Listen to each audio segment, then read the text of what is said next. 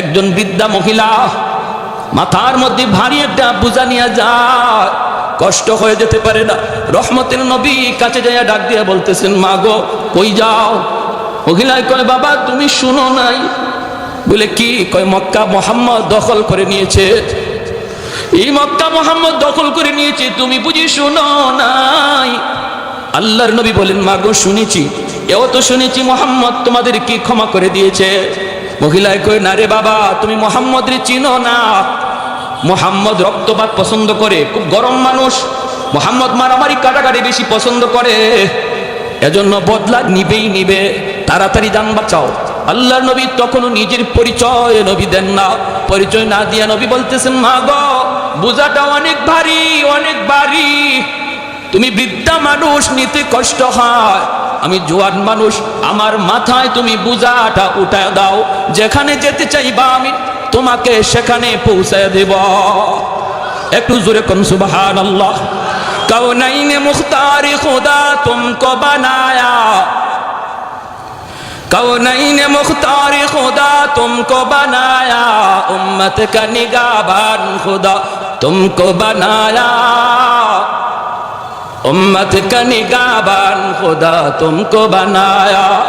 मौला मेरा आका मेरा रहमत की नबी है, मौला मेरा आका मेरा रहमत की नबी है, ताजदार मदीना के तुम्हारे अरबी है, ताजदार मदीना के तुम्हारे अरबी है, अशजार ने देते हैं नबूवत के शहादात, तशकीक कमर में है तो अंगुल की इशारात, तशकीक कमर में है तो अंगुल की इशारात। একটু জোরে বলি আল্লাহু আকবার, মুসলমানের আওয়াজে বলি আল্লাহু আকবার। আল্লাহর নবী মহিলাকে যেই মাত্র এই কথাটা বললেন, মহিলায় কয়, বাবা তাহলে তো বড় উপকার হতো, নবীজির মাথায় বোঝাটা চাপায় দেওয়া হলো। আমার নবী আপনার নবী মাথায় বোঝাটা লইয়া নবীজি পাহাড়ের দিকে যাইতে শুরু করলেন। ওই অবস্থায় নবীজির চোখ থেকে দর দর করে পানি পড়ে। নবীজি কান্দেন আর বলেন, মালিক আমি তো সবাইকে ক্ষমা করে দিয়েছি গো, কেন তারা কথাটা বিশ্বাস করলো না? ও মালিক তুমি আমাকে এজন্য হাসরের মাঠে কোনো পাকড়াও কইরো না। দেখো না মালিক, আমি তো তাদেরকে আরো সহযোগিতা করতেছি। নবীজি যান, আমার নবী চোখ থেকে দর দর করে পানি পড়ে। পাহাড়ের কাছাকাছি যাইতেই মহিলায় কয়, বাবা যুবক এই জায়গায় বোঝাটা তুমি নামায়া দাও। আল্লাহর নবী বোঝাটা এখানে নামায়া দিলেন। নবীজি চলে আসবেন, কথা নাই বার্তা নাই, নবীজির চোখের পানিটা মুইসা তিনি চলে আসবেন। এমনি মহিলা ডাক দিয়া কয়, রে যুবক এই দিকে যাবা না ওই দিকে যাও। আল্লাহর নবী বলেন, মা গো ওই দিকে গেলে পরে কি হবে আর ওদিকে গেলে কি হবে? কয়, বাবা ওই দিকে যদি যাও মুহাম্মদের সামনে পড়ার ভয়, মুহাম্মদের সামনে পড়ার ভয় আছে রে বাবা, এই দিকে তুমি যাও না। তোমার মতো যুবক আল্লাহর জমিনে আরেকজন আমার নজরে পড়ে নাই। বাবা তুমি এত ভালো, বাবা মুহাম্মদের সামনে পড়তে পারো, ওই দিকে যাও। এইবার নবীজি চোখের পানিটা বইসা কয়, মা গো মুহাম্মদ সম্পর্কে তোমার ধারণা কেমন? কয়, বাবা ধারণা তো ভালো না, মুহাম্মদ তো অনেক গরম মানুষ, খালি গরম কথা, খালি গরম কাজ, নরম বলতে কিছু নাই, শুধু রক্তপাত। নবী তখন বলেন, মা গো মুহাম্মদ সম্পর্কে তোমার এমন ধারণা, এটা কি মুহাম্মদকে দেইকা তুমি নিছো নাকি কারো কথা শুই না এমনটা মনে করতেছো? মহিলায় কই, বাবা আমি জীবনে মুহাম্মদকে দেখি নাই, আবু জাহেলের কথা শুই না, উতবা সাহেবের কথা শুই না, এমনটা মনে করি। আল্লাহর নবী তখন চোখের পানিটা মুছে আর কই, মা গো আর মানুষের কথা শুই না, মুহাম্মদকে চিনা লাগবে না, নিজের চোখে দেখে না। যেই যুবক তোমার বোঝা মাথায় নিয়ে এই পর্যন্ত আসলো, আমি সেই মুহাম্মদ। মহিলার চোখ থেকে দর দর করে পানি পড়ে, চিৎকার দেয়া কয়ে, মুহাম্মদ তুমি যদি মুহাম্মদ হও তাহলে এতদিন যা শুনেছি ভুল শুনেছি, এতদিন যা শুনেছি সব মিথ্যা শুনেছি। বাবা আবু জাহেল যা বলেছে মিথ্যা বলেছে, লিডারগুলি যা শোনাইছে মিথ্যা শোনাইছে। বাবা তোমার মতো এত নরম দিলের মানুষ আল্লাহর জমিনে হয় না রে। বাবা আমি আর দেরি করতে চাই না, তাড়াতাড়ি কালেমা পড়ে মুসলমান বানায় দাও। সেই নরম নবী গরম হয়েছেন, ওই নরম নবী তিনি আবার গরম হয়েছেন। কেমন গরম হয়েছেন? মদিনার মসজিদের মিম্বর মায়ার নবী দয়ার নবী বলেন, কাব ইবনে আশরাফের কল্লা কাইটা আমি নবীর সামনে কে আনতে পারবা? মসজিদে নববীর মিম্বর থেকে নবী ঘোষণা দিলেন, জ্যান্ত একজন মানুষের কল্লা কাইটা আমি নবীর সামনে হাজির করবা। কে আছে এমন? বলুন তো ওই সময় নবীজি নরম নাকি গরম? আরেকটু জোরে, নরম নাকি গরম? চেহারাটা আমার নবীর লাল হয়ে গেল, আল্লাহর নবীর চেহারাটা একদম লাল হয়ে গেল। নবী বলেন, ওই বেঈমানের, ওই মুনাফিকের কল্লাকে এটা আমার সামনে কে আনবা? সাথে সাথে মুহাম্মদ ইবনে মাসলামা রাদিয়াল্লাহু তাআলা আনহু তিনি দাঁড়ায় গেলেন, ডাক দিয়ে বলতেছেন, নবী গো আমাকে অনুমতি দেন গো নবী, আমি দুশমনের কল্লাটা কাইটা আপনার সামনে হাজির করব। নবী বললেন, যাও তোমাকে আমি অনুমতি দিলাম। মুহাম্মদ ইবনে মাসলামা রাদিয়াল্লাহু তাআলা আনহু দুইজন সঙ্গী নিয়ে রওনা দিলেন। ভাইরে তিনি কে? তিনি এমন একজন সাহাবী, যেমন তার সাহস তেমন তার বুদ্ধি। হুদায়বিয়ার সন্ধির সময় একা 100 দুশমনকে গ্রেপ্তার করে বন্দী করে নবীর সামনে হাজির করেছিলেন। বলুন তো একজন মানুষ 100 মানুষকে বন্দী করা এটা শুধু শক্তির কাম নাকি বুদ্ধির বেশি কাম? হ্যাঁ, কি পরিমাণ বুদ্ধি, কি পরিমাণ বুদ্ধি! দুইজন সাথী নিয়ে তিনি রানা ইহুদিদের লিডার কাব ইবনে আশরাফের কল্লা আনবেন। কেন? কারণ নবী বলেন, সে আমার আল্লাহকে গালি দেয়, আমি নবীকে গালি দেয়, আমি নবী আমার গালি সইতে পারবো, আল্লাহকে গালি দিলে আমি নবী সইতে পারি না। সে মুসলিম নারীদের নিয়ে ব্যঙ্গ করে, মুহাম্মাদুর রাসূলুল্লাহ আল্লাহকে গালি দিলে বন্ধু সয় না, আর বন্ধুকে গালি দিলে আল্লাহ সয় না, ঠিক কিনা? এর নাম হলো মহব্বত। এর নাম মহব্বতের মানুষকে কেউ যদি গালি দেয়, সত্যিকারের আশিক রাসূল সেটা সইতে পারে না। যে বলবে আমার নবীকে আমি মহব্বত করি, ভালোবাসি, নবীকে গালি দিলে আশিক রাসূল ঘরে বসে থাকতে পারে না, সে অবশ্যই জবাব দিবে, রাজপথে নামবে, রক্ত থাকলে রক্ত দিতে প্রস্তুত হবে। বাংলার জমিনে কি পরিমাণ সত্যিকারের আশিক রাসূল আছে প্রমাণ হয়েছে। আর যারা নবীর ইশক ভালোবাসা মুখে শুধু কয়, রাজপথে দেখা যায় না, জিলাপি পাইলে দেখা যায়, এরা সত্যিকারের আশিক নয়, মুখে আশিক, মূলত আস্থা একটা চিটা। স্কুল কলেজ ভার্সিটির ভিতরে আজকে প্রমাণ হয়েছে আশিক রাসূল আসেনি না নাই, ঠিক না? আল্লাহর নবী বলেন, যাও। মুহাম্মদ ইবনে মাসলামা রাদিয়াল্লাহু তাআলা আনহুর সঙ্গে দুইজন সাথী নিয়ে রওনা দিলেন, আর বলতেছেন, দোস্তরা সর্বদা তোমরা সজাগ থাকবা, আমার চোখের দিকে তোমরা নজর রাখবা, মুখে সব কথা বলা যাবে না, চোখের ইশারায় কাম করা লাগবে। যখনই পজিশন আসবে আমার চোখের দিকে তোমরা তাকাইবা, চোখের ভাষা বোঝা লাগবে, চোখের ভাষা বুঝতে হবে, জবানের ভাষা চলবে না। ভাইরা বন্ধুরা, এই বইলে তিনি গেলেন কাব ইবনে আশরাফের বাড়ির সামনে, যাই তিনি ডাক দিলেন, নেতা, ও নেতা! নেতা ডাকটা শোনা মাত্রই কাব ইবনে আশরাফ ভিতর থেকে কয়, দাঁড়াও, আসতেছি, একটু অপেক্ষা করো। কাব ইবনে আশরাফ নেতা ডাক শুই না একদম ফুলে গেছে, ফুটবল যাওয়া ফুলে। কারণ নেতা ডাক বড় মজা, এই নেতা ডাকের জন্য মানুষ লক্ষ লক্ষ টাকা খরচ করে, কোটি কোটি টাকা খরচ করতেও রাজি, তবুও নেতা ডাক শুনতে চায়, ঠিক না? হ্যাঁ, মুহাম্মদ ইবনে মাসলামা রাদিয়াল্লাহু তাআলা আনহু তিনিও ভাবলেন, কাউরে যদি সাইজ করা লাগে আগে তারে পাম দেওয়া লাগে, পাম দিলে যদি পাম লয় তাহলে তারে খেলতে মজা। যেই বলে পাম দিলে পাম লয়, এই বলটাই লাথি দিতে মজা। যেই বলে পাম দিলে পাম লয় না, এই বলটা কেউ লাথিও দেয় না। এজন্য তিনি ভাবছেন, ওরে তো সাইজ করতে আসছি, আগে ওরে একটু ফুলানি লাগবে, একটু পাম দেওয়া লাগবে, বাতাস দেওয়া লাগবে। যদি বাতাস লয়, পাম লয়, তাহলে সুবিধা হবে। দেখেন প্রথম ডাকেই সে বাতাস লইছে। যেই বলছেন, নেতা একটু দাঁড়াও, আসতেছি। মুহাম্মদ ইবনে মাসলামা কয়ে, বুঝছি তুমি পাম লইছো। যেই মাত্র আমার জন্য রওনা দিছে, এমনি তার বউ কয়, কাব ইবনে আশরাফের বউ, ইমাম বুখারী রাহমাতুল্লাহি আলাইহি কিতাবুল মাগাজি বুখারী শরীফ জিলদে সানিতে এনেছেন। তার বউ কি কয় শুনবেন, বউ কয়, স্বামী কয়, যাইও না, ডাকটা আমার কাছে বেশি সুবিধা মনে হয় না। নেতা তো, নেতার বউ বড় নেতা, আরেকজনে কয়। হ্যাঁ, এটাই তো নিয়ম আমাদের দেশে। মূল যেটাকে হের কাম কাজ, হের দমক দমক কমই হয়, কিন্তু তার ডাইনে বামে সাইডে যারা থাকে এরা তাফালিং সহ্য করা কঠিন, ঠিক না?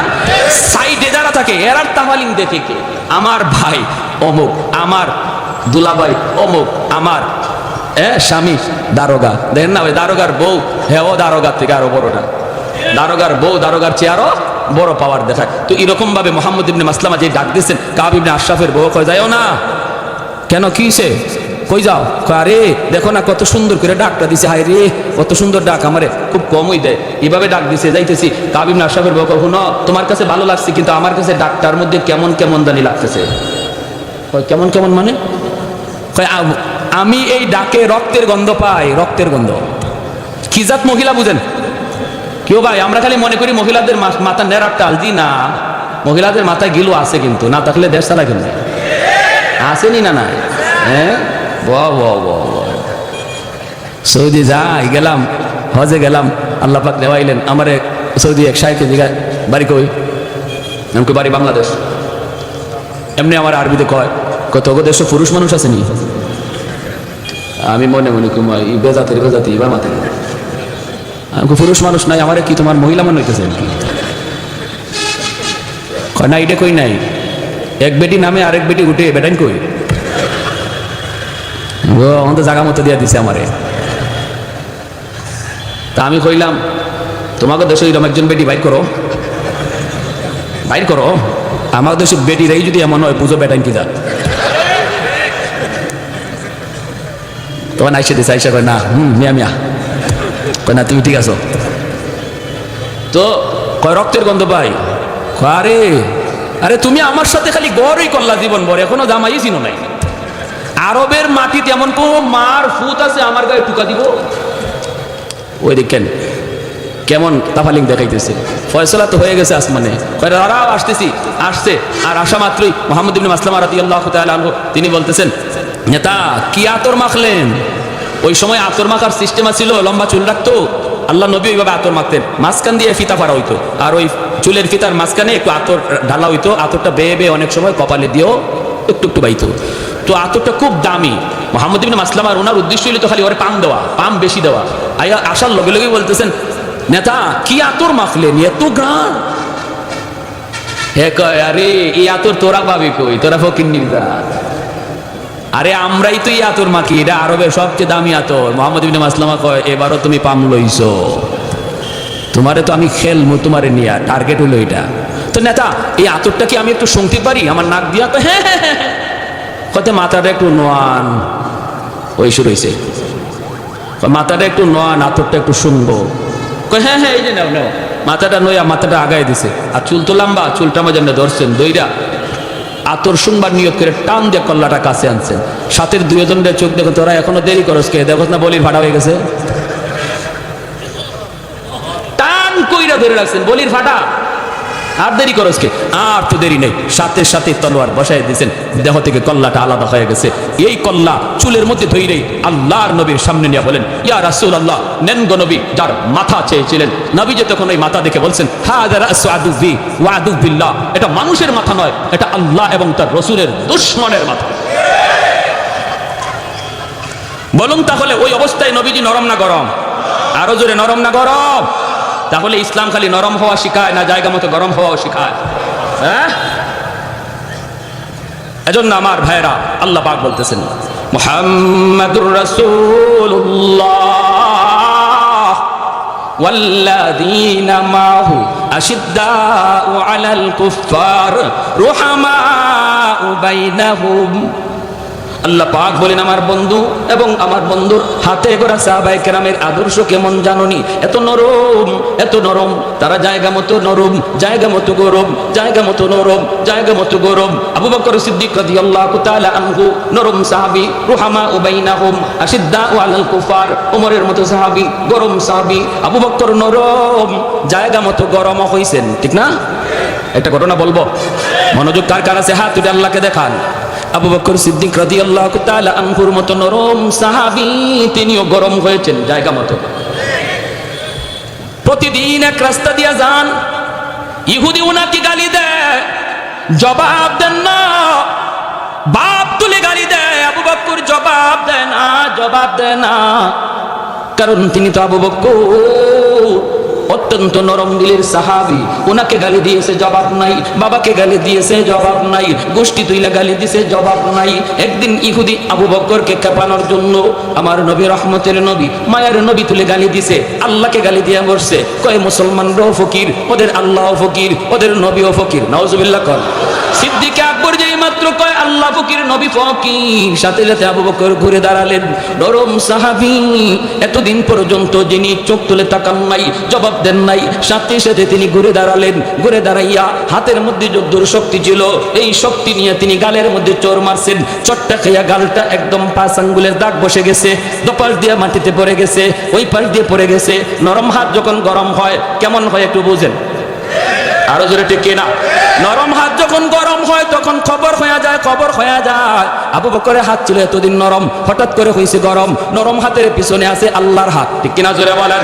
উলামায়ে কেরামের হাতের পিছনে আছে আল্লাহর হাত, ওলি আল্লাহদের হাতের পিছনে আছে আল্লাহর হাত, নবীদের হাতের পিছনে আছে আল্লাহর হাত, সাহাবীদের হাতের পিছনে আছে আল্লাহর হাত। উঠে না, উঠে না, উঠে না, উঠে না, উঠলে খবর হয়ে যায়, ঠিক কিনা জোরে কর। উঠে না, উঠে না, উঠে না, উঠলে খবর খাওয়া যায়। মুসা নবীর হাতের তাপ্পড় খাইছিল ফেরাউনে, সেই শিশুকালে দুধের বয়সে, দুধ বয়সে ফেরাউনে খাইছে মুসা নবীর হাতের তাপ্পড়। খাইয়েই ডাক দিছে আসিয়া রে, ও আসিয়া কই গেলা, তাড়াতাড়ি আও, খবর হয়ে গেছে। কি হইছে?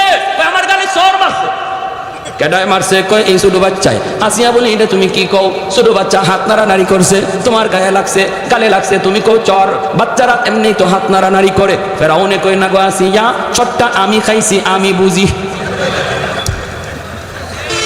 এটা বুঝা মারছে না না বুঝা মারছে আমি বুঝছি ভালো কইরা। ছোট মানুষের সন্না ঈশ্বরের মাঝে কি শক্তি আছিল এটা আমি টের পাইছি। তাহলে বুঝলেন নবীদের হাতের পিছনে আল্লাহর হাত। উঠে না, উঠে না, উঠলে খবর হয়ে যায়, ঠিক কিনা? উলামায়ে কেরাম হাত তুলে না, তুলে না, তুলে না। উলামায়ে কেরাম নরম জাতি, নরম থাকতে দাও। উলামায়ে কেরাম হাদিস পড়ায়, উলামায়ে কেরাম দিনের কাজ করে, দিনের কাজ করতে দাও। তোমরা মরা গরু হাড্ডি চাবাও, যা মন চায় তা চাবাও। আমাদের কোরআনে আঙ্গুল দিও না, আমাদের টুপিতে আঙ্গুল দিও না, মুসলমানের দাড়িতে আঙ্গুল দিও না, নামাজে আঙ্গুল দিও না। উলামায়ে কেরাম যাদের উসিলায় আল্লাহ জমিনে রহমত নাজিল করে, এদেরকে নিয়ে ষড়যন্ত্র করবা না, ষড়যন্ত্র করবা না। মনে রাখবা, যদি করো, যদি আঙ্গুল তুলো, যদি কোরআনে আঙ্গুল তুলো, তাহলে এই নরম হাত কিন্তু গরম হয়ে যায়, মুসা নবীর হাতের মতো, আবু বকরের হাতের মতো, ঠিক কিনা জোরে কও। যে যে লাইনে আসো এই লাইনে পণ্ডিতি করো, আরেক লাইনে যাও না। তুমি তোমার ইঞ্জিনিয়ারি লই আসো, এই লাইনে পণ্ডিতি যা পারো করো। আমরা তোমার ইগানোকে পণ্ডিতি করি না। তুমি ডাক্তার, ডাক্তারি লই আসো, এই লাইনে পণ্ডিতি করো। আমরা এই লাইনে গিয়ে কথা কইও না, কারণ এই লাইনে আমরা পণ্ডিত না। কিন্তু আমরা যে লাইনে পণ্ডিত, এই লাইনে পণ্ডিতি করতে আইও না। ইগানো করার আগে একটু বুঝছো, তুমি মেজর হও আর ডাক্তার হও আর যাইও, যত যা কিছুই হও, যার যার পণ্ডিতি যার যার সাবজেক্টের উপর, ঠিক কিনা? উলামায়ে কেরামের কথা আর ভুল করতে গেলে এই লাইনে তোমাকে আগে পণ্ডিত হওয়া লাগবে। সবাইকে এই কথা জেনে রাখা উচিত। আপনাদেরকেও যারা বগলের নিচে বুখারী শরীফ লইয়া লইয়া উলামায়ে কেরামের বিরুদ্ধে কথা কয়, উলামায়ে কেরামের বিরুদ্ধে পণ্ডিতি করে, কয় নামাজ হয় না, মৌলবীদের কথা ঠিক না, মৌলবীদের কথা মতো জুম্মা পড়লে জুম্মা হবে না, জানাজা পড়লে জানাজা হবে না, রুকু ইবাই করলে হয় না, হাত ইবাই বাঁধলে হয় না, এমন যত ধরনের পণ্ডিতি করে বগলের তোরে বাংলা বুখারী লইয়া। আমি ভালো করে বলতে চাই, মনে রাখবা, পণ্ডিতি যার যার সাবজেক্টের উপরে। যদি আপনাদেরকে কেউ এমন পণ্ডিতি করতে বলে, পরিষ্কার টান দিয়া দইরা মুফতি সাহেবের কাছে আনবেন, মুহাদ্দিস সাহেবের কাছে আনবেন, দেখেন তার পাতলা পায়খানা শুরু হয়ে যাবে। তখনই কইব আমার পেটে কামড় মারছে, আমারে বাথরুমে যাইতে দাও, ঠিক না? আপনারা কোনো তর্কে যাবেন না।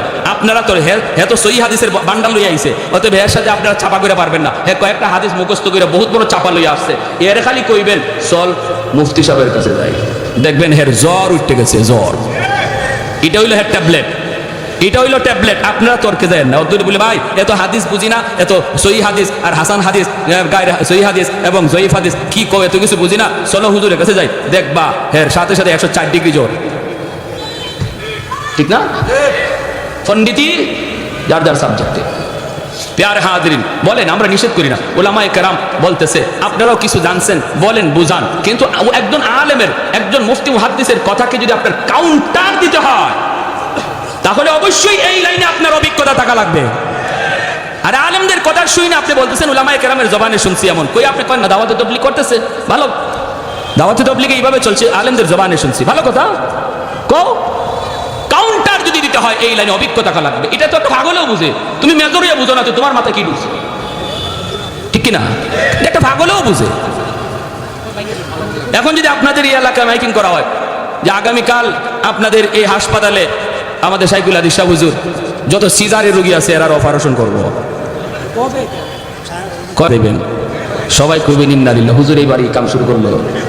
সিজার তো আর হইতো না, এটারে মাইরা কবর দেওয়া লাগবে, ঠিক না? মরার কাম হইব, এই কাম তো হুজুরা করে না, তো তোমরা এটা করতে হবে। প্যারে হাজিরিন, তো আবু বকর সিদ্দিক রাদিয়াল্লাহু তাআলা আনহু বসাই দিয়েছেন, যদ্দুর গায়ে শক্তি আছিল, এর গায়ে তো আঙ্গুলের দাগ পড়ে গেছে। সুজা নবীজির দরবারে গিয়া কয়, মুহাম্মদুর রাসূলুল্লাহ, আপনার সাহাবী আবু বকর আমারে ফিটাইছে। কই দা গালে। আল্লাহ নবী যে দেখেন গালে এখনো আঙ্গুলের দাগ আছে, আঙ্গুলের দাগ পড়ে গেছে গালে। বুঝেন এটা কি জানতেন চোর? এটা কি জানতেন চোর? নবী বলতেছেন তুমি ভুল বলতেছো, মনে হয় কামটা উমরের, কারণ আমার উমরে এইরকম কইরা অভ্যাস আছে, কিন্তু নামটা মনে হয় তুমি ভুল বলতেছো, আবু বকর না। আবু বকর এমন করতে পারে না, আবু বকর তো নরম। ইহুদি কয় আপনার নরম সাহাবীও গরম হইছে, আপনার নরম জনই আজকে গরম হইছে। আল্লাহ নবী বলে কেন, আমার আবু বকর তো হঠাৎ করে গরম হওয়ার কথা না। কয় এমনি, দেখেন ডাকাইতে ডাকাইতে মিশা কথা কয়, কয় এমনি। নবী আবু বকরকে ডাক দিয়েছেন, ডাক দিয়ে বলতেছেন আবু বকর ঘটনা কি? ছোট্ট তুমি মারছো সিদ্দিক আকবর, তিনি তো সিদ্দিক। সিদ্দিক কাকে বলে? জীবনে যে মিথ্যা কথা বলে না, সিদ্দিক। ডাক দিয়া বলেন ইয়া রাসূলুল্লাহ, নবী গো আমারে গালি দিছে, বাপ তুলে গালি দিছে, সব গালি সইতে পারছি, কিন্তু যখনই আল্লাহকে গালি দিছে, আপনারে গালি দিছে, তখন তো এটা আমার ইমানের সাবজেক্ট। ইমানদারের সামনে আল্লাহর গালি হবে, আল্লাহর রসুলকে নিয়ে ব্যঙ্গ হবে। আর ইমানদার যদি চুপচাপ চলে যায়, কারণ সে আমার ভাই, সে আমার বন্ধু, সে আমার নেতা, সে আমার দলের লোক, এই মনে কইরা যদি নীরব চলে যায়, নবী বলেন তার ইমান নাই, ইমান নাই। মাল ইমান ইয়া রাসূলুল্লাহ, ইদা সাররাতকা হাসানাতুকা ওয়া ইদা সাআতকা সাইয়্যাতুকা ফা আনতা মুমিন। চলে যায় যদি বোঝা গেল ইমান নাই। কপালের ভিতরে নামাজে পড়তে পড়তে নামাজের কর পড়া গেল, এরপরও নবী বলেন তার ইমান নাই। ঠিক কিনা? ঠিক কিনা? আল্লাহর বিরুদ্ধে কথা শুনলো, ইসলামের বিরুদ্ধে কথা শুনলো, নবীর বিরুদ্ধে কথা শুনলো, এরপরে চলে যায়। থাক বলে ফেলছে, বলে ফেলুক, এই বইলে যদি কেউ চলে যায়, আল্লাহর নবী বলতেছেন আমি নবী গ্যারান্টি দিলাম, সার্টিফিকেট দিলাম, ওর ইমান নাই, ইমান নাই, ইমান নাই, ইমান নাই, ইমান নাই। এজন্য ভাইরা বন্ধুরা, আবু বকর সিদ্দিক রাদিয়াল্লাহু তাআলা আনহু তিনি বলেন আমি মারছি গো নবী, যখনই আপনারে গালি দিছে, আল্লাহ তুলে গালি দিছে। আল্লাহ নবী বলে আবু বকর মুহাম্মদুর রাসূলুল্লাহর আদালতে বিচার রে, আল বাইয়িনাতু আলাল মুদ্দাই ওয়াল ইয়ামিনু আলা মান আনকার। তুমি তোমার দাবির সপক্ষে তুমি দলিল পেশ করো, তোমার আল্লাহকে গালি দিয়েছে, দলিল দাও, দলিল, নতুবা সে কসম করে কিন্তু বিচারের রায় পক্ষে নিয়ে নিবে। আবু বকর সিদ্দিক বলেন নবী গো, কেউ ছিল না গো নবী, ওখানে কেউ তো ছিল না, আমি আর সে শুধু ছিলাম, সাক্ষী দিবে কে? নবী বলেন তাহলে রেডি হয়ে যাও, তোমার গালে এইভাবে একটা চোর মারবে, এইভাবে চোর মারবে। সাথে সাথে আবু বকর চোখের পানি সেইরা আল্লাহর কাছে ডাক দিয়া কয় মালিক, কেউ দেখে নাই, কেউ শুনে না, কিন্তু আল্লাহ তুমি তো সব দেখছো, সব শুনছো। সাথে সাথে আল্লাহ জিব্রাইলে পাঠায় কয় বন্ধু, আবু বকরের পক্ষে আমি আল্লাহ সাক্ষী দিলাম। আবু বকর সিদ্দিক রাদিয়াল্লাহু তাআলা আনহুর মতো নরম সাহাবী, তিনিও গরম হয়েছেন জায়গা মতো। প্রতিদিন এক রাস্তা দিয়া যান, ইহুদি উনাকে গালি দেয়, জবাব দেন না, বাপ তুলে গালি দেয়, আবু বকর জবাব দেয় না, জবাব দেয় না, কারণ তিনি তো আবু বকর অত্যন্ত নরম দিলের সাহাবী। ওনাকে গালি দিয়েছে, জবাব নাই, বাবাকে গালি দিয়েছে, জবাব নাই, গোষ্ঠী তুইলা গালি দিয়েছে, জবাব নাই। একদিন ইহুদি আবু বকরকে খেপানোর জন্য আমার নবী, রহমতের নবী, মায়ের নবী তুলে গালি দিছে, আল্লাহকে গালি দিয়ে বসছে, কয় মুসলমানরাও ফকির, ওদের আল্লাহ ফকির, ওদের নবীও ফকির। নাউজুবিল্লাহ কর। সিদ্দিক আকবর যেই মাত্র কয় আল্লাহ ফকির, নবী ফকির, সাথে সাথে আবু বকর ঘুরে দাঁড়ালেন। নরম সাহাবী, এতদিন পর্যন্ত যিনি চোখ তুলে তাকান নাই, জবাব দেন নাই, সাথে সাথে তিনি ঘুরে দাঁড়ালেন। ঘুরে দাঁড়াইয়া হাতের মধ্যে যদ্দুর শক্তি ছিল, এই শক্তি নিয়ে তিনি গালের মধ্যে চোর মারছেন। চটটা খাইয়া গালটা একদম 5 আঙ্গুলের দাগ বসে গেছে, দপাশ দিয়ে মাটিতে পড়ে গেছে, ওই পাশ দিয়ে পড়ে গেছে। নরম হাত যখন গরম হয় কেমন হয় একটু বুঝেন, আরো জোরে ঠিক কিনা? নরম হাত যখন গরম হয় তখন খবর হয়ে যায়, খবর হয়ে যায়। আবু বকরের হাত ছিল এতদিন নরম, হঠাৎ করে হয়েছে গরম। নরম হাতের পিছনে আছে আল্লাহর হাত, ঠিক কিনা জোরে বলেন? উলামায়ে কেরামের হাতের পিছনে আছে আল্লাহর হাত, ওলি আল্লাহদের হাতের পিছনে আছে আল্লাহর হাত, নবীদের হাতের পিছনে আছে আল্লাহর হাত, সাহাবীদের হাতের পিছনে আছে আল্লাহর হাত। উঠে না, উঠে না, উঠে না, উঠে না, উঠলে খবর হয়ে যায়। ঠিক কিনা জোরে কর। উঠে না উঠে না উঠে না, উঠলে খবর খাওয়া যায়। মুসা নবীর হাতের থাপ্পড় খাইছিল ফেরাউনে সেই শিশুকালে, দুধের বয়সে, দুধ বয়সে ফেরাউনে খাইছে মুসা নবীর হাতের থাপ্পড় খাইয়েই ডাক দিয়েছে আসিয়া রে, ও আসিয়া কই গেলা, তাড়াতাড়ি আও, খবর হয়ে গেছে। কি হইছে? আমার গালে চর মারছে। কেডায় মারছে? কই এই ছোট বাচ্চায়। আসিয়া বলি এটা তুমি কি কও? ছোট বাচ্চা হাত নাড়ানাড়ি করছে, তোমার গায়ে লাগছে, গালে লাগছে, তুমি কও চর। বাচ্চারা এমনি তো হাত নাড়ানাড়ি করে। ফেরাউনে কই না গো আসিয়া, চরটা আমি খাইছি, আমি বুঝি। ইডা বুজ্জা মারছে না না বুজ্জা মারছে আমি বুঝছি ভালো কইরা। ছোট মানুষের সন্না ঈশ্বরের মাঝে কি শক্তি আছিল এটা আমি টের পাইছি। তাহলে বুঝলেন নবীদের হাতের পিছনে আল্লাহর হাত। উঠে না উঠে না, উঠলে খবর হয়ে যায়, ঠিক কিনা? উলামায়ে কেরাম হাত তুলে না তুলে না তুলে না। উলামায়ে কেরাম নরম জাতি, নরম থাকতে দাও। উলামায়ে কেরাম হাদিস পড়ায়, উলামায়ে কেরাম দিনের কাজ করে, দিনের কাজ করতে দাও। তোমরা মরা গরু হাড্ডি চাবাও, যা মন চায় তা চাবাও। আমাদের কোরআনে আঙ্গুল দিও না, আমাদের টুপিতে আঙ্গুল দিও না, মুসলমানের দাড়িতে আঙ্গুল দিও না, নামাজে আঙ্গুল দিও না। উলামায়ে কেরাম যাদের উসিলায় আল্লাহ জমিনে রহমত নাজিল করে, এদেরকে নিয়ে ষড়যন্ত্র করবা না, ষড়যন্ত্র করবা না। মনে রাখবা, যদি করো, যদি আঙ্গুল তুলো, যদি কোরআনে আঙ্গুল তুলো, তাহলে এই নরম হাত কিন্তু গরম হয়ে যায় মুসা নবীর হাতের মতো, আবু বকরের হাতের মতো, ঠিক কিনা জোরে কও। যে যে লাইনে আসো এই লাইনে পণ্ডিতি করো, আরেক লাইনে যাও না। তুমি তোমার ইঞ্জিনিয়ারিং লই আসো, এই লাইনে পণ্ডিতি যা পারো করো। আমরা তোমার ইগানোকে পণ্ডিতি করি না। তুমি ডাক্তার ডাক্তারি লই আসো, এই লাইনে পণ্ডিতি করো। আমরা এই লাইনে কথা কইও না, কারণ এই লাইনে আমরা পণ্ডিত না।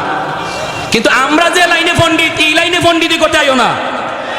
ইগানো করার আগে একটু বুঝছো, তুমি মেজর হও আর ডাক্তার হও আর যাই হও, যত যা কিছুই হও, যার যার পণ্ডিতি যার যার সাবজেক্টের উপর, ঠিক কিনা? উলামায়ে কেরামের কথার ভুল ধরতে গেলে এই লাইনে তোমাকে আগে পণ্ডিত হওয়া লাগবে। সবাইকে এই কথা জেনে রাখা উচিত। আপনাদেরকেও যারা বগলের নিচে বুখারী শরীফ লইয়া লইয়া উলামায়ে কেরামের বিরুদ্ধে কথা কয়, উলামায়ে কেরামের বিরুদ্ধে পণ্ডিতি করে, কয় নামাজ হয় না, মৌলবীদের কথা ঠিক না, মৌলবীদের কথা মতো জুম্মা পড়লে জুম্মা হবে না, জানাজা পড়লে জানাজা হবে না, রুকু ইবাই করলে হয় না, হাত ইবাই বাঁধলে হয় না, এমন যত ধরনের পণ্ডিতি করে বগলের তলে বাংলা বুখারী লইয়া। আমি ভালো করে বলতে চাই, মনে রাখবা, পণ্ডিতি যার যার সাবজেক্টের উপরে। যদি আপনাদেরকে কেউ এমন পণ্ডিতি করতে বলে, পরিষ্কার টান দিয়া দুইরা মুফতি সাহেবের কাছে আনবেন, মুহাদ্দিস সাহেবের কাছে আনবেন, দেখেন তার পাতলা পায়খানা শুরু হয়ে যাবে। তখনই কইব আমার পেটে কামড় মারছে, আমারে বাথরুমে যাইতে দাও, ঠিক না? আপনারা কোনো তর্কে যাবেন না। আপনারা তো হে তো সহিহ হাদিসের বান্ডাল লইয়া আইছে, অতএব এর সাথে আপনারা চাপা করে পারবেন না। হে কয়েকটা হাদিস মুখস্থ করে বহুত বড় চাপা লইয়া আসছে, এর খালি কইবেন চল মুফতি সাহেবের কাছে যাই, দেখবেন হের জ্বর উঠতে গেছে, জ্বর। এটা হইলো হের ট্যাবলেট, এটা হইলো ট্যাবলেট। আপনারা তর্কে দেন না। অদ্দুরে বলে ভাই এত হাদিস বুঝি না, এত সহিহ হাদিস আর হাসান হাদিস, সহিহ হাদিস এবং জয়ীফ হাদিস কি কও, এত কিছু বুঝি না, চলো হুজুরের কাছে যাই, দেখবা হের সাথে সাথে 104 ডিগ্রি জ্বর, ঠিক না? পণ্ডিতি যার যার সাবজেক্টে। প্যারে হাজিরিন, বলেন, আমরা নিষেধ করি না। উলামায়ে কেরাম বলতেছে আপনারাও কিছু জানছেন, বলেন, বুঝান। কিন্তু একজন আলেমের, একজন মুফতি মুহাদ্দিসের কথাকে যদি আপনার কাউন্টার দিতে হয়, তাহলে অবশ্যই এই লাইনে আপনার অভিজ্ঞতা থাকা লাগবে। আর আলেমদের কথা শুই না আপনি বলতেছেন উলামায়ে কেরামের জবানে শুনছি, এমন কই আপনি করেন না? দাওয়াতে তাবলীগ করতেছে, ভালো, দাওয়াতে তাবলীগে এইভাবে চলছে, আলেমদের জবানে শুনছি, ভালো কথা কও। কাউন্টার যদি দিতে হয় এই লাইনে অভিজ্ঞতা থাকা লাগবে। এটা তো একটা পাগলও বুঝে, তুমি মেজরিয়া বুঝো না তো তোমার মাথায় কি ঢুকছে, ঠিক কিনা? এটা একটা পাগলও বুঝে। এখন যদি আপনাদের এই এলাকায় মাইকিং করা হয় যে আগামীকাল আপনাদের এই হাসপাতালে আমাদের শাইখুল হাদিস শাহ হুজুর যত সিজারের রোগী আছে এরার অপারেশন করবো, করবেন, সবাই কইবেন ইন্না লিল্লাহ, হুজুর এই বাড়ি কাম শুরু করলো। সিজার তো আর হইতো না, এটারে মাইরা কবর দেওয়া লাগবে, ঠিক না? মরার কাম হইব, এই কাম তো হুজুরা করে না, তোমরা এটা করতে পারবে। প্যারে হাজিরিন, তো আবু বকর সিদ্দিক রাদিয়াল্লাহু তাআলা আনহু বসাই দিয়েছেন, যদ্দুর গায়ে শক্তি আছিল, এর গায়ে তো আঙ্গুলের দাগ পড়ে গেছে। সুজান নবীজির দরবারে গিয়া কয়, মুহাম্মদুর রাসূলুল্লাহ, আপনার সাহাবী আবু বকর আমারে ফিডাইছে। কই দা গালে? আল্লাহ নবী যাই দেখেন গালে এখনো আঙ্গুলের দাগ আছে, আঙ্গুলের দাগ পড়ে গেছে গালে। বুঝেন এটা কি জানতেন চোর? এটা কি জানতেন চোর? নবী বলতেছেন তুমি ভুল বলতেছো, মনে হয় কামটা উমরের, কারণ আমার উমরে এইরকম কইরা অভ্যাস আছে, কিন্তু নামটা মনে হয় তুমি ভুল বলতেছো, আবু বকর না। আবু বকর এমন করতে পারে না, আবু বকর তো নরম। ইহুদি কয় আপনার নরম সাহাবী গরম হইছে, আপনার নরম জনই আজকে গরম হইছে। আল্লাহ নবী বলে, কেন? আমার আবু বকর তো হঠাৎ করে গরম হওয়ার কথা না। কয় এমনি দেন, ডাকাইতে ডাকাইতে মিশা কথা কয়। কয় এমনি নবীজি আবু বকরকে ডাক দিয়েছেন, ডাক দিয়ে বলতেছেন, আবু বকর ঘটনা কি? ছোট্ট তুমি মারছো? সিদ্দিক আকবর, তিনি তো সিদ্দিক। সিদ্দিক কাকে বলে? জীবনে যে মিথ্যা কথা বলে না, সিদ্দিক। ডাক দিয়া বলেন, ইয়া রাসূলুল্লাহ, নবী গো আমারে গালি দিছে, বাপতিলা গালি দিছে, সব গালি শুনতে পারছি, কিন্তু যখনই আল্লাহকে গালি দিছে, আপনারে গালি দিছে, তখন তো এটা আমার ইমানের সাবজেক্ট। ইমানদারের সামনে আল্লাহর গালি হবে, আল্লাহর রসুলকে নিয়ে ব্যঙ্গ হবে। আর ইমানদার যদি চুপচাপ চলে যায়, কারণ সে আমার ভাই, সে আমার বন্ধু, সে আমার নেতা, সে আমার দলের লোক, এই মনে কইরা যদি নীরব চলে যায়, নবী বলেন তার ইমান নাই, ইমান নাই। মাল ইমান ইয়া রাসূলুল্লাহ? ইদা সাররাতকা হাসানাতুকা ওয়া ইদা সাআতকা সাইয়্যাতুকা ফা আনতা মুমিন। চলে যায় যদি, বোঝা গেল ইমান নাই। কপালের ভিতরে নামাজে পড়তে পড়তে নামাজের কর পড়ে গেল, এরপরও নবী বলেন তার ইমান নাই। ঠিক না? ঠিক না? আল্লাহর বিরুদ্ধে কথা শুনলো, ইসলামের বিরুদ্ধে কথা শুনলো, নবীর বিরুদ্ধে কথা শুনলো, এরপরে চলে যায়। কয় থাক, বলে ফেলছে, বলে ফেলুক। এই বইলা যদি কেউ চলে যায়, আল্লাহর নবী বলতেছেন, আমি নবী গ্যারান্টি দিলাম, সার্টিফিকেট দিলাম, ওর ইমান নাই, ইমান নাই, ইমান নাই, ইমান নাই, ইমান নাই। এজন্য ভাইরা বন্ধুরা, আবু বকর সিদ্দিক রাদিয়াল্লাহু তাআলা আনহু তিনি বলেন, আমি মারছি গো নবী, যখনই আপনারে গালি দিছে, আল্লাহ তুলে গালি দিছে। আল্লাহ নবী বলে, আবু বকর, মুহাম্মদুর রাসূলুল্লাহর আদালতে বিচার রে। আল বাইয়িনাতু আলাল মুদ্দাঈ ওয়াল ইয়ামিনু আলা মান আনকার। তুমি তোমার দাবির সপক্ষে তুমি দলিল পেশ করো। তোমার আল্লাহকে গালি দিয়েছে, দলিল দাও, দলিল। নতুবা সে কসম করে কিন্তু বিচারের রায় পক্ষে নিয়ে নিবে। আবু বকর সিদ্দিক বলেন, নবী গো, কেউ ছিল না গো নবী, ওখানে কেউ তো ছিল না, আমি আর সে শুধু ছিলাম, সাক্ষী দিবে কে? নবী বলেন, তাহলে রেডি হয়ে যাও, তোমার গালে এইভাবে একটা চোর মারবে, এইভাবে চোর মারবে। সাথে সাথে আবু বকর চোখের পানি সেইরা আল্লাহর কাছে ডাক দিয়া কয়, মালিক, কেউ দেখে নাই, কেউ শুনে নাই, কিন্তু আল্লাহ তুমি তো সব দেখছো, সব শুনছো। সাথে সাথে আল্লাহ জিবরাইলকে পাঠায় কয়, বন্ধু, আবু বকরের পক্ষে আমি আল্লাহ সাক্ষী দিলাম। ভালো করে শুনে নাও, আমার বন্ধু এবং বন্ধুর সাহাবায়ে কেরামের আদর্শ কি ছিল? নরমের জায়গায় তারা অতি নরম, গরমের জায়গায় অতি বেশি গরম। নিজেদের ভিতরে কোনো দ্বন্দ্ব নাই, নিজেদের ভিতরে কোনো মারামারি নাই, নিজেদের ভিতরে কোনো কাটাকাটি নাই। আমি এক দল করি, তুমি অন্য দল করো, কিন্তু আমাদের পরিচয় শুধু একটাই, আমরা এক আল্লাহর গোলাম, এক নবীর উম্মত। আওয়াজ দিয়া বলেন ঠিক কিনা? আরে যুবক, এক দল করো, তুমি তোমার বন্ধু করে আরেক দল রে। ক্ষমতার জন্য কোনো ভাইকে তুমি মারবা না, দলের জন্য কোনোদিন তার রক্ত ঝরাবে না, কারণ ইসলাম সেটা শিক্ষা দেয় না। ইসলাম শিক্ষা দেয় রক্ত ঝরানো মুসলমানের ভিতরে কাম নয়। মুসলমান একে অপরের জন্য ভাই ভাই। আল মুসলিমুন আকুল মুসলিম। ভালো করে খেয়াল করে শোনো রে যুবক, এজন্য বলতেছি, মনে রাখবা, নিজেদের ভিতরে কোনো দ্বন্দ্ব নয়, নিজেদের ভিতরে কোনো মারামারি নয়। আমাদের পরিচয়, আসল পরিচয় এক, আমরা হলাম মুসলমান, এক আল্লাহর গোলাম, এক নবীর উম্মত, এক নবীর উম্মত। এজন্যই তো আমার নবী, রহমতের নবী, কি পরিমাণ নরম দিলের অধিকারী ছিলেন। নরম দিলের নবী, তিনিও আবার জায়গা মতো অতি গরম হয়েছেন। ইসলাম ধর্মের শিক্ষাই হলো, তুমি জায়গা মতো নরম, জায়গা মতো তুমি অতি গরম, অতি গরম। বাইরে নরমের ইতিহাসটা একটু শুনি, নরমের কথাগুলি একটু মনোযোগ দিয়ে শুনি, এরপরে আমার নবীর গরমের ইতিহাসটাও শুনবো, গরমের ঘটনাটাও শুনবো। মায়ার নবী, দয়ার নবীকে মক্কার মানুষ আপন জন্মভূমিতে নবীকে থাকতে দেয় নাই। জন্মভূমিতে থাকার অধিকার সবারই আছে, কার নাই? সবাই জন্মভূমিতে থাকবে, কেউ জন্মভূমি থেকে যায় না। ধর্ম যার যার, কিন্তু দেশ তো সবার, ঠিক না? আল্লাহর নবী ভিন্ন ভিন্ন ধর্মের প্রচারক, তাই বলে নবীকে দেশ থেকে বের করার কোনো আইন নাই।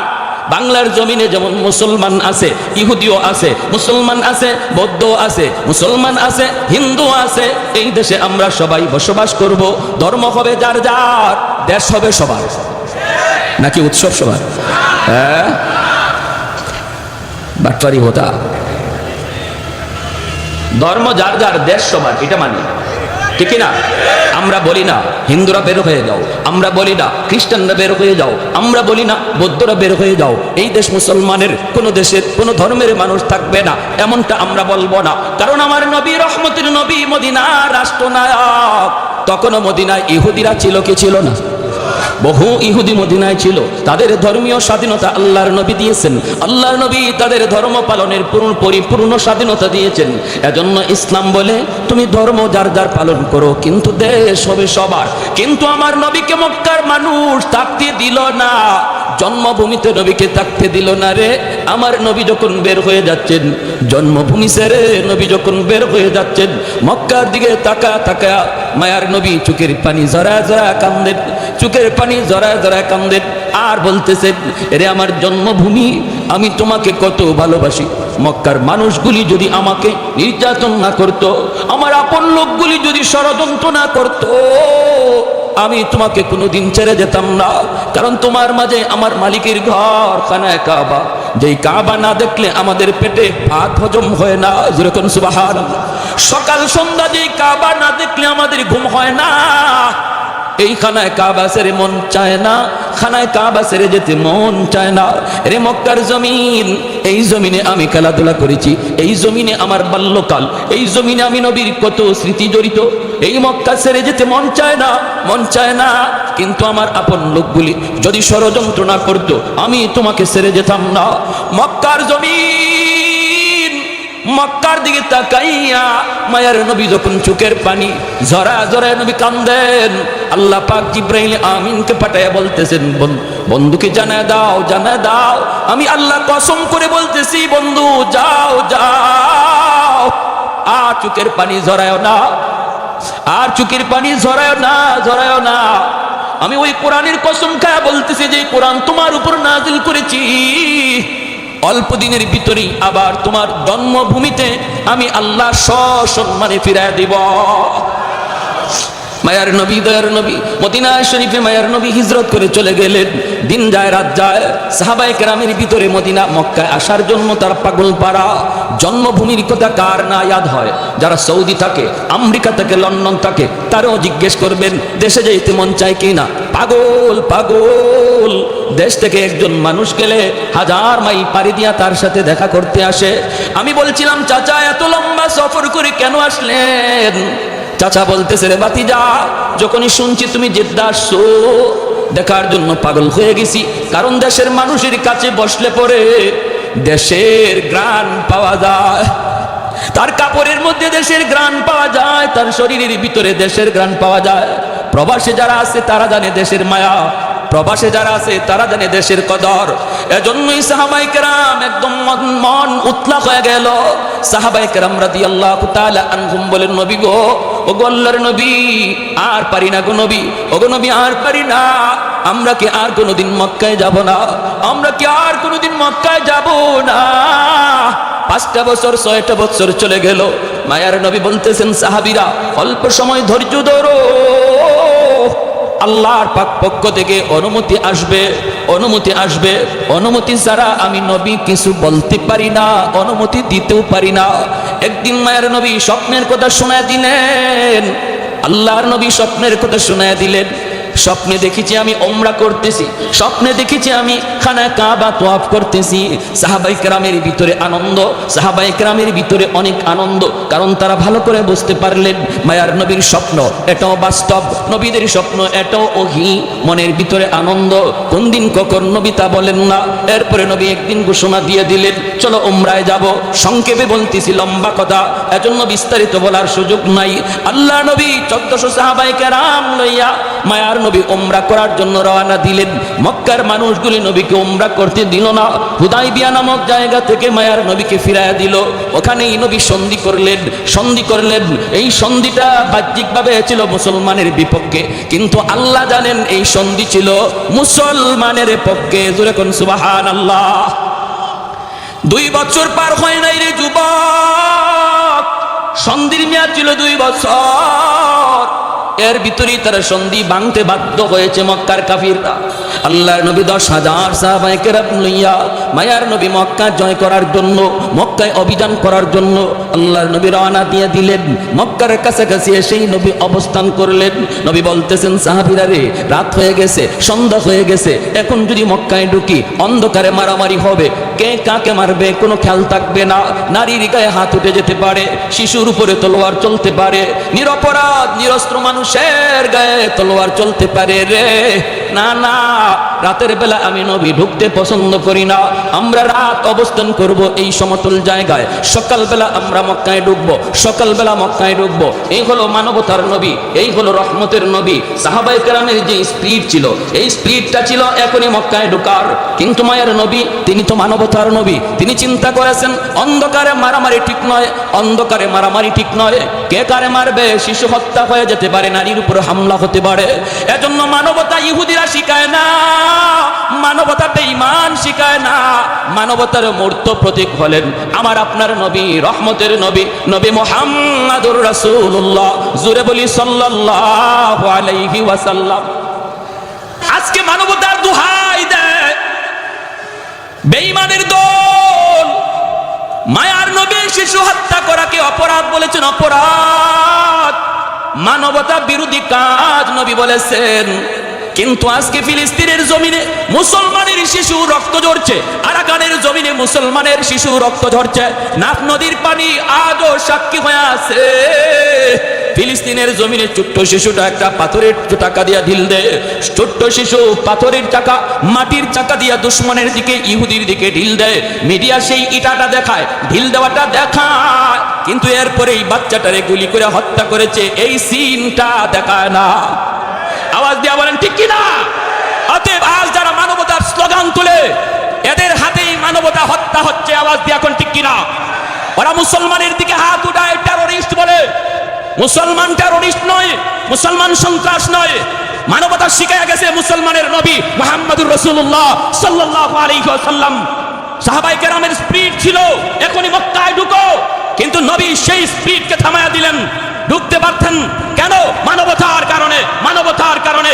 অতএব আজ আমি ভালো করে বলতে চাই, মুসলমান মানবতা বিরোধী নয়, মুসলমান মানবতা শিখায়। আর ফিলিস্তিনের জমিনে, কাশ্মীরের জমিনে, আরাকানের জমিনে মুসলিম শিশুকে যারা শহীদ করে, এরাই হলো সন্ত্রাসী, এরাই হলো টেরোরিস্ট। আওয়াজ দিয়ে এখন ঠিক কিনা? আঙ্গুল উঠাবা একদিকে, বাকি 3 আঙ্গুল তোমারে বাস দেয়। আওয়াজ দিয়া বলেন ঠিক কিনা? প্যারে হাদিরিন, এজন্য বলি সাবধান, ভালো করে ইয়াদ রাখো, ভালো করে বুঝো, ভালো করে খেয়াল রাখো। মানবতা কে শিখায় গেছে, আর কাদেরকে সন্ত্রাসী বলো, কাদেরকে জঙ্গি বলো, বলো কাকে, কাকে বলো? এমন একটা নজির দেখাও তোমাদের ধর্মীয় কোনো পৃষ্ঠপোষকের, তোমাদের ধর্মীয় কোনো নেতার। আমার নবী যত উদাহরণ সৃষ্টি করে গেছেন, যত নজির সৃষ্টি করে গেছেন, একজন ভিন্ন ধর্মের কোনো নেতার এমন দৃষ্টান্ত কেউ দেখাতে পারবে? অসম্ভব, পারবেই না। প্যারে হাদিরিন, এজন্য আল্লাহর নবী থামায়া দিলেন। মায়ার নবী বলতেছেন এখানে অবস্থান করো। আল্লাহ নবী এখানে অবস্থান করলেন। সাহাবায়ে কেরামকে নবী বলতেছেন রাত কাটানোর জন্য আমাদের তাবু প্রয়োজন, তাবু বানাও। আবার খাওয়া দাওয়ার জন্য চুলা বানানো লাগবে, হাজত সারার জন্য বাথরুম বানানো লাগবে। চুলা বানাবা 10,000 মানুষের জন্য যে কটা চুলা প্রয়োজন, এর চেয়ে ডাবল চুলা বানাও।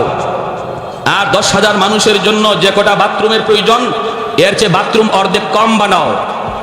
সাহাবায়ে কেরাম এই হিকমতটা তখন বুঝেন নাই যে আল্লাহ নবী চুলা বানাইতে বললেন ডাবল, আর বাথরুম বানাইতে বললেন অর্ধেক কম। কি ছিল হিকমত? সাহাবায়ে কেরামের একটাই শুধু আমল ছিল, আল্লাহ নবীর কথা শুনছেন, আদেশ শুনছেন, সাথে সাথে মানছেন, যুক্তি খাটান নাই। সাহাবায়ে কেরাম কোনো চিন্তা করেন নাই কেন এটা করব, নবী কেন বললেন। এর নাম হলো ইতাআত। জোরে বলেন এর নাম কি? ইতাআত। এর নাম হলো অনুসরণ, এর নাম হলো অনুসরণ। যেখানেই শুনবো আমার নবীর কথা, সেখানেই বুঝতে হবে আমার কথা বাদ। যেখানেই শুনবো আমার নবীর মত, সেখানেই আমার মত বাদ। যেখানেই শুনবো আমার নবীর কথা, আমার নবীর সিদ্ধান্ত, সেখানেই আমার যুক্তি বাতিল। এর নাম হলো উম্মত। আমার মতে মত নয়, নবীর মতে মত, এর নাম? আওয়াজ দিয়া বলেন, আমার মত মত নয়, নবীর মতে মত, এর মত, এর নাম উম্মত। সাহাবায়ে কেরামের ছিল এই নজির। দিন বুঝতেন না, রাত বুঝতেন না, দাঁড়ানো বুঝতেন না, বসা বুঝতেন না। আমরা তো দাঁড়ানো লই আর বসা লই মারামারি করে রক্ত ঝরে। সাহাবায়ে কেরাম দাঁড়ানো বসানো বুঝতেন না, একটাই শুধু বুঝতেন আমার গোটা জিন্দেগিটা কিভাবে নবীর নমুনা হয়ে যায়। আমার নামাজের কিবলা হবে খানায় কাবা, জীবনের কিবলা কিভাবে হয় মুহাম্মদুর রাসূলুল্লাহ।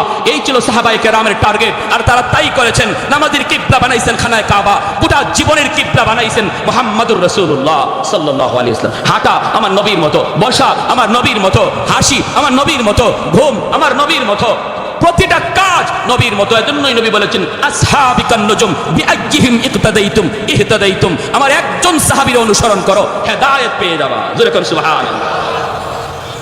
কোন আওয়াজ নাই, বাথরুম বানাইলেন প্রয়োজনের তুলনায় কম, আর চুলা বানাইলেন প্রয়োজনের তুলনায় ডাবল বেশি। আবু সুফিয়ান মক্কার লিডার, খবর পেয়ে গেছে তারা মুহাম্মদুর রাসূলুল্লাহ বেশ সাহাবী লইয়া আসতেন মক্কা দখল করার জন্য, কিন্তু রাত অবস্থান করতেছেন তারা মক্কার পাশেই পাহাড়ের সমতল জায়গায়। সকালে আক্রমণ হবে মক্কা। আবু সুফিয়ান লিডার পাঠাইছে একজন গুপ্তচর, সিআইডি পাঠাইছে, যা দেখা মুহাম্মদের সাথে কি পরিমাণ লোক আসছে, কি পরিমাণ লোক আসছে। এ আসছে আয়েশা পাহাড়ের উপর থেকে তাকাইছে, যে টাইমে সে আসছে এই টাইমটাতে সাহাবায়ে কেরাম নিজেদের খানা পাকানোর জন্য চুলায় আগুন জ্বালাইছেন। এ পাহাড়ের উপর থেকে ময়দানে তাকায় দেখে কের মানুষ গণবো, পুরা ময়দান খালি চুলা আর চুলা। কয় আমারে পাঠাইলো মানুষ গণতে, আমি দি চুলা গই নাই কুল পাই না, মানুষ গণবো কখন? কারণ চুলা প্রয়োজনের তুলনায় কম না ডাবল বেশি? গোটা ময়দান জুড়ে যদি চুলা আর চুলা হয়, এক একজনের জন্য এক চুলা কেউ বানায় না, 5 জন 10 জনের খানা এক পাকানোর জন্য একটা চুলা বানায়। সে বলতেছে রাম রাম রাম রাম, এ কোন কাম, মানুষ গণমু কখন? পিছনে বেগ গিয়ার। আবু সুফিয়ান দেখো লিডার, খবর বড় জটিল খারাপ। কই কি খারাপ? কই মুহাম্মদ যে কি পরিমাণ লোক লই আইছে এর হিসাব নাই। কই মানে তুই গণলি না? কারে রাখো মানুষ গণমু, আমি তো চুলাই গই না কুল পাই নাই। যে পরিমাণ চুলা দেখছি ময়দানে, মানুষ গণমু কখন? কেউ চুলা কইনা শেষ করতে পারবে না। কত তোর আন্দাজ কেমন, একটু ধারণা দে না আমারে। আরে মারামারি করবো তো পরে, আগে তো ধারণা নিতে হবে। হ্যাঁ কয় নিচে 70,000 হবে, অথচ নবীর সাথে আসছে মাত্র 10,000। নবীজির সাথে সাহাবী কয় হাজার? না হইলো 60-70,000 হবে।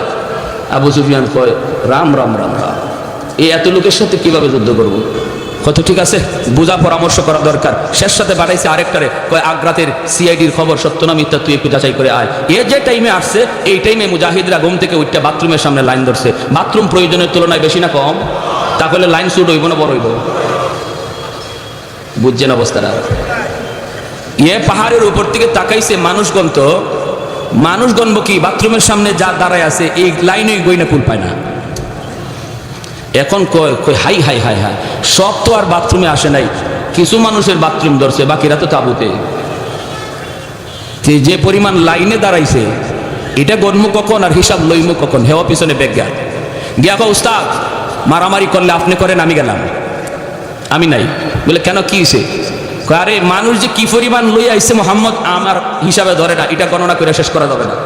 কয় কেন, বল না কি হয়েছে কনা? কয় আমি বল মনে পড়ে, ও কত কইছিল আগ্রাইতে গেছে, কয় 60-70,000। আরে রাখেন 60-70,000, বাথরুমের সামনে যা দাঁড়ায় আছে এটাই তো 60-70,000। আবু সুফিয়ান কয় যে যে ভাই ফারো বাগো, আমিও গেলাম। যে যে ভাই ফারো বাগো, আমিও পথ দেখি। বেচারা পথ দেখা লাগছে না, তাই নিজে মুসলমানই হয়ে গেছে। এটাও আল্লাহ নবীর দোয়া।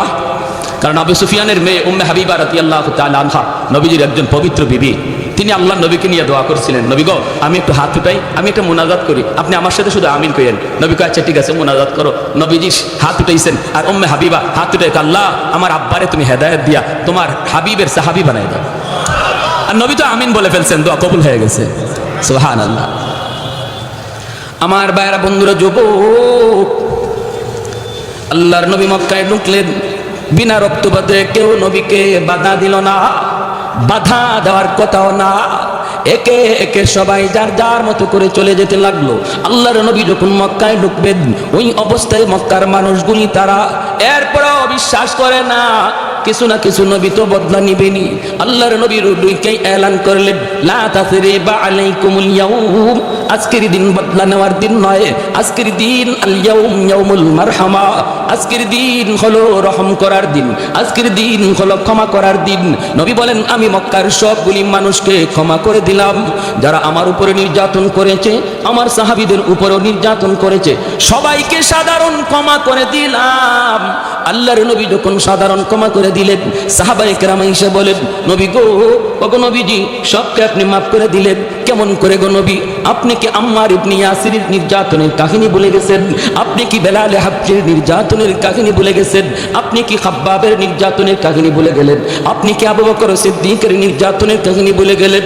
আল্লাহর নবী রহমতের নবী বলেন, সাহাবীরা রে, আমি বলি নাই আমি কারো নির্যাতনের কথা বলি নাই। তোমরা কি আমি নবীর নির্যাতনের কথা ভুলে গিয়েছো? আমার উপর মক্কায় যে নির্যাতন হয়েছে এটা কি তোমরা ভুলে গিয়েছো?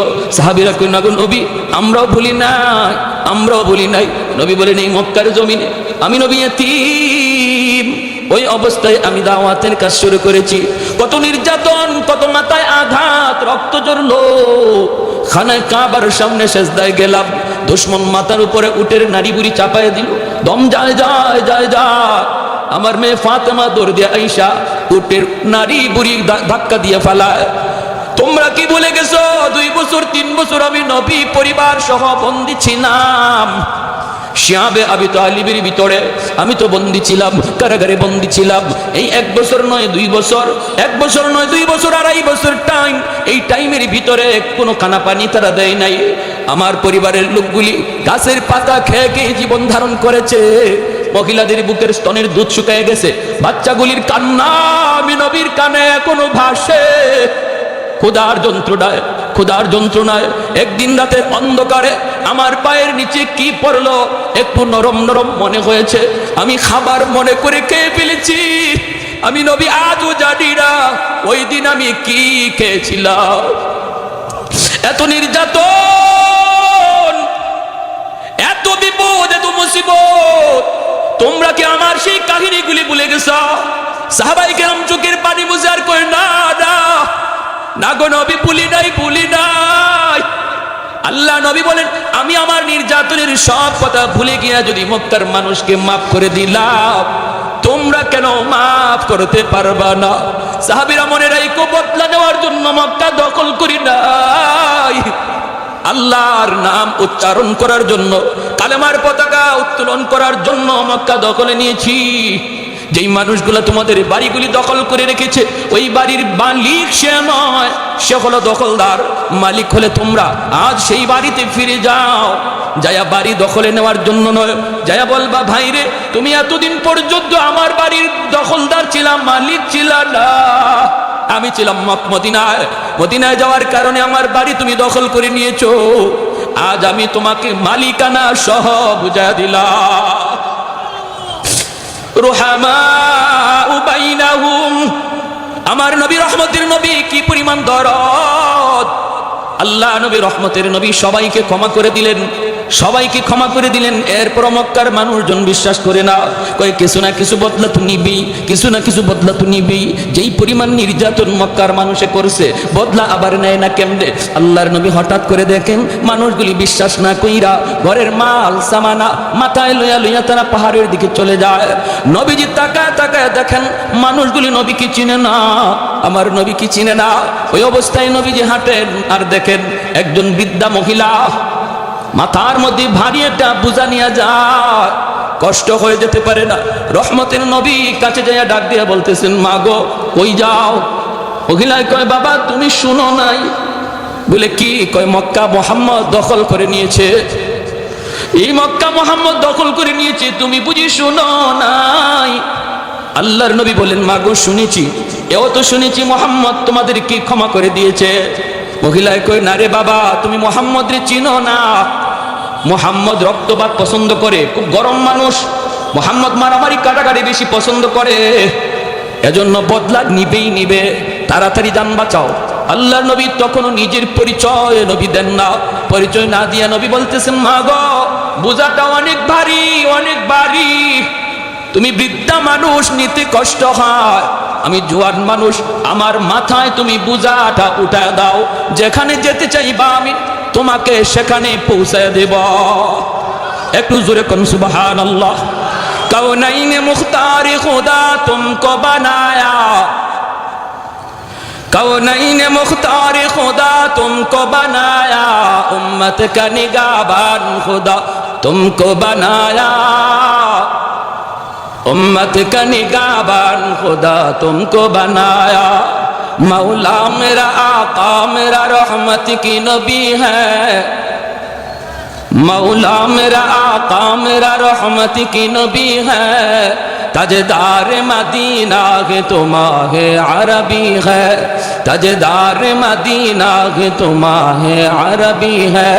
अशजार ने देते हैं नबूवत के शहादात, तशकीक कमर में है तो अंगुल की इशारात, तशकीक कमर में है तो अंगुल की इशारात। একটু জোরে বলি আল্লাহু আকবার। মুসলমানের আওয়াজে বলি আল্লাহু আকবার। আল্লাহর নবী মহিলাকে যেই মাত্র এই কথাটা বললেন, মহিলাই কয় বাবা তাহলে তো বড় উপকার হতো। নবীজির মাথায় বোঝাটা চাপায় দেওয়া হলো। আমার নবী আপনার নবী মাথায় বোঝাটা লইয়া নবীজি পাহাড়ের দিকে যাইতে শুরু করলেন। ওই অবস্থায় নবীজির চোখ থেকে দর দর করে পানি পড়ে। নবীজি কান্দেন আর বলেন মালিক আমি তো সবাইকে ক্ষমা করে দিয়েছি গো, কেন তারা কথাটা বিশ্বাস করলো না?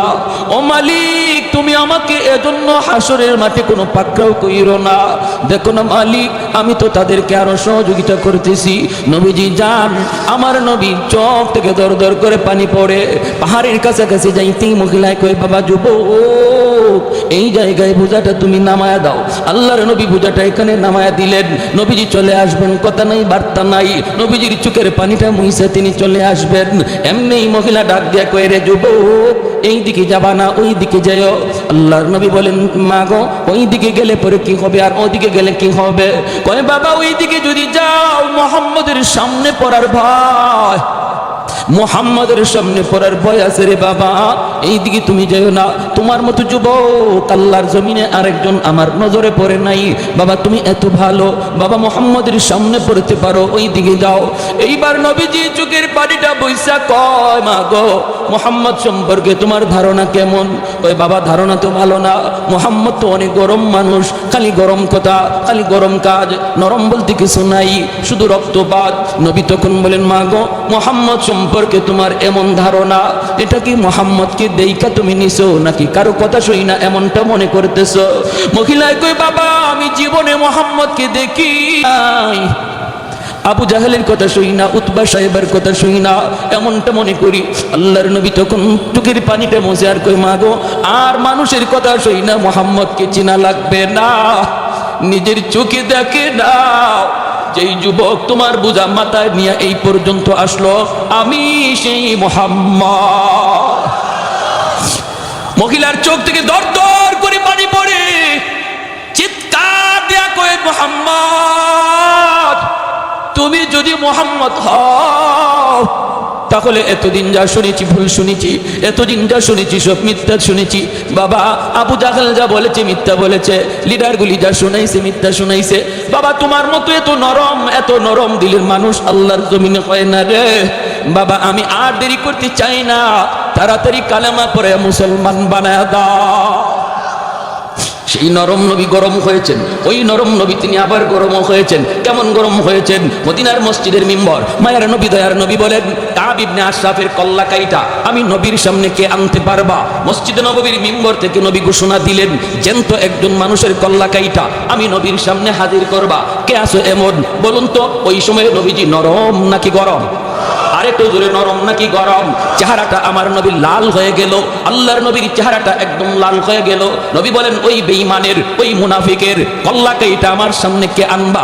সাথে সাথে মুহাম্মদ ইবনে মাসলামা রাদিয়াল্লাহু তাআলা আনহু তিনি দাঁড়ায় গেলেন, ডাক দিয়ে বলতেছেন নবী গো আমাকে অনুমতি দেন গো নবী, আমি দুশমনের কল্লাটা কাইটা আপনার সামনে হাজির করব।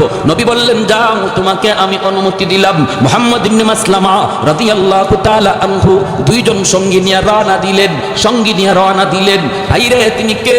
তিনি এমন একজন সাহাবী যেমন তার সাহস তেমন তার বুদ্ধি। হুদাইবিয়ার সন্ধির সময় একা 100 দুশমনকে গ্রেপ্তার করে বন্দী করে নবীর সামনে হাজির করেছিলেন। বলুন তো একজন মানুষ 100 মানুষকে বন্দী করা এটা শুধু শক্তির কাম নাকি বুদ্ধির বেশি কাম? হ্যাঁ কি পরিমাণ বুদ্ধি!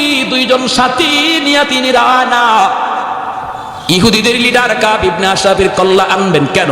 কারণ নবী বলেন সে আমার আল্লাহকে গালি দেয়, আমি নবীকে গালি দেয়, আমি নবী আমার গালি সইতে পারবো, আল্লাহকে গালি দিলে আমি নবী সইতে পারি না। সে মুসলিম নারীদের নিয়ে ব্যঙ্গ করে, মুহাম্মাদুর রাসূলুল্লাহ আল্লাহকে গালি দিলে বন্ধু সয় না, আর বন্ধুকে গালি দিলে আল্লাহ সয় না, ঠিক কিনা? এর নাম হলো মহব্বত। এর নাম মহব্বতের মানুষকে কেউ যদি গালি দেয়, সত্যিকারের আশিক রাসূল সেটা সইতে পারে না। যে বলবে আমার নবীকে আমি মহব্বত করি, ভালোবাসি, নবীকে গালি দিলে আশিক রাসূল ঘরে বসে থাকতে পারে না, সে অবশ্যই জবাব দিবে, রাজপথে নামবে, রক্ত থাকলে রক্ত দিতে প্রস্তুত হবে। বাংলার জমিনে কি পরিমাণ সত্যিকারের আশিক রাসূল আছে প্রমাণ হয়েছে। আর যারা নবীর ইশক ভালোবাসা মুখে শুধু কয়, রাজপথে দেখা যায় না, জিলাপি পাইলে দেখা যায়, এরা সত্যিকারের আশিক নয়, মুখে আশিক, মূলত আস্থা একটা চিটা। স্কুল কলেজ ভার্সিটির ভিতরে আজকে প্রমাণ হয়েছে আশিক রাসূল আসেনি না নাই, ঠিক না? আল্লাহর নবী বলেন যাও। মুহাম্মদ ইবনে মাসলামা রাদিয়াল্লাহু তাআলা আনহুর সঙ্গে দুইজন সাথে নিয়ে রওনা দিলেন আর বলতেছেন, দোস্তরা সর্বদা তোমরা সজাগ থাকবা, আমার চোখের দিকে তোমরা নজর রাখবা, মুখে সব কথা বলা যাবে না, চোখের ইশারায় কাম করা লাগবে। যখনই পজিশন আসবে আমার চোখের দিকে তোমরা তাকাইবা, চোখের ভাষা বোঝা লাগবে, চোখের ভাষা বুঝতে হবে, জবানের ভাষা চলবে না। ভাইরা বন্ধুরা, এই বইলে তিনি গেলেন কাব ইবনে আশরাফের বাড়ির সামনে, যাই তিনি ডাক দিলেন, নেতা, ও নেতা। নেতা ডাক্তার শোনা মাত্রই কাব ইবনে আশরাফ ভিতর থেকে কয়, দাঁড়াও, আসতেছি, একটু অপেক্ষা করো। কাব ইবনে আশরাফ নেতা ডাক শুই না একদম ফুলে গেছে, ফুটবল জবাই ফুলে। কারণ নেতা ডাক বড় মজা, এই নেতা ডাকের জন্য মানুষ লক্ষ লক্ষ টাকা খরচ করে, কোটি কোটি টাকা খরচ করতেও রাজি, তবুও নেতা ডাক শুনতে চায়, ঠিক না? হ্যাঁ, মুহাম্মদ ইবনে মাসলামা রাদিয়াল্লাহু তাআলা আনহু তিনিও ভাবলেন কাউরে যদি সাইজ করা লাগে আগে তারে পাম দেওয়া লাগে, পাম দিলে যদি পাম লয় তাহলে তারে খেলতে মজা। যেই বলে পাম দিলে পাম লয়, এই বলটাই লাথি দিতে মজা। যেই বলে পাম দিলে পাম লয় না, এই বলটা কেউ লাথিও দেয় না। এজন্য তিনি ভাবছেন ওরে তো সাইজ করতে আসছি, আগে ওরে একটু ফুলানি লাগবে, একটু পাম দেওয়া লাগবে, বাতাস দেওয়া লাগবে। যদি বাতাস লয়, পাম লয়, তাহলে সুবিধা হবে। দেখেন প্রথম ডাকেই সে বাতাস লইছে। যেই বলছেন নেতা, একটু দাঁড়াও, আসতেছি। মুহাম্মদ ইবনে মাসলামা কই, বুঝছি তুমি পাম লইছো। যেই মাত্র আওয়ার জন্য রওনা দিছে, এমনি তার বউ কয়, কাব ইবনে আশরাফের বউ, ইমাম বুখারী রাহমাতুল্লাহ আলাইহি কিতাবুল মাগাজি, বুখারী শরীফ জিলদে সানিতে এনেছেন। তার বউ কি কয় শুনবেন, বউ কয়, স্বামী কয়, যাইও না, ডাকটা আমার কাছে বেশি সুবিধা মনে হয় না। নেতা তো, নেতার বউ, নেতার বউ বড় নেতা, আরেকজনে কয়। হ্যাঁ, এটাই তো নিয়ম আমাদের দেশে। মূল যেটাকে হের কাম কাজ, হের দমক কমই হয়, কিন্তু তার ডাইনে বামে সাইডে যার থাকে এরার তাফালিং সহ্য করা কঠিন, ঠিক না?